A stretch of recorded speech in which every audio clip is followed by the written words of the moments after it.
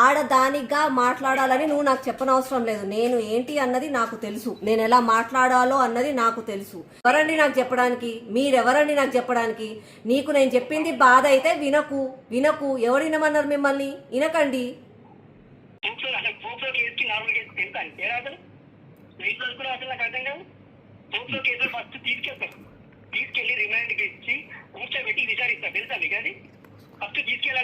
అసలు first of all నువ్వెవరు దీని గురించి మాట్లాడడానికి?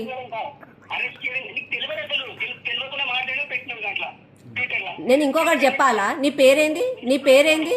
నీ పేరేంది? పరశురాం ఫోన్లా ఉందని చెప్పి నేను ఒకవేళ పోస్ట్ చేస్తే నువ్వు చూస్తే చూడు, కళ్ళు మూసుకో, ఫోన్ బంద్ చేయి. చూడబుద్ధి కాకపోతే చూడకు. నువ్వు నాకు ఫోన్ చేసి ఎందుకు మాట్లాడుతున్నావు? నేను ఒక కార్పొరేటర్గా, ఒక పబ్లిక్ రిప్రజెంటేటివ్గా ఉన్నా. నాకు పొద్దున లేసి ప్రజలు నీళ్ళు వస్తలేవు, మోరి నిండింది, చెత్తెత్తుతలేరు, కరెంట్ వస్తలేదు అని చెప్పి ఫోన్లు చేస్తారు. కాబట్టి నేను ఫోన్లు లీవ్ చేస్తా. నీలాంటి వాళ్ళు టైంపాస్ల కోసం ఫోన్లు చేస్తే ఎట్లయితుంది?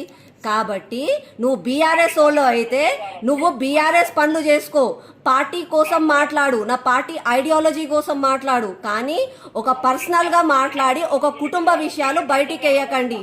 మీరు బీఆర్ఎస్ వాళ్ళే కదా. మీ కవితక్క ఏం చెప్పిందో ఒక్కసారి ప్రెస్ మీట్లు వినుకో. మీ కవితక్క కూడా చెప్తుంది మీరు చేస్తుంది తప్పని.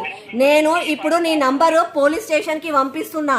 You are harassing a woman అని చెప్పి నీ నంబర్ పోలీస్ స్టేషన్కి పంపిస్తున్నా.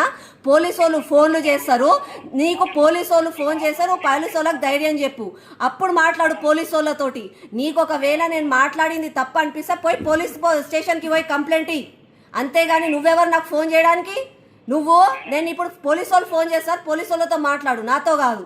చెప్పినావు కదా లా గురించి నాకు ఇంతకు ముందు. నీకు కూడా నేను లా చెప్తున్నా. పోలీసు వాళ్ళు ఫోన్ చేస్తారు, పోలీసు వాళ్ళతో మాట్లాడు. ఫోన్ పెట్టి